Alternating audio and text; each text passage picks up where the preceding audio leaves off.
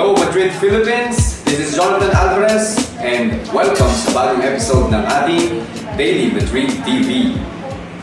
Okay, so our work tip for today ay look for your creative outlet.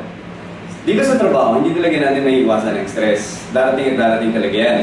Pero, pwede naman nating ikutan or padaanin na lang sa atin sa pamamagitan ng outlet.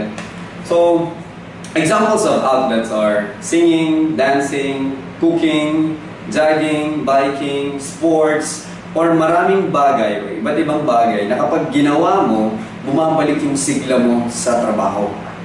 So, that is my work tip for you guys. So, look for your creative outlet. So, if you like this video, please do not forget to click the like button below and subscribe to our channel. Okay, bye.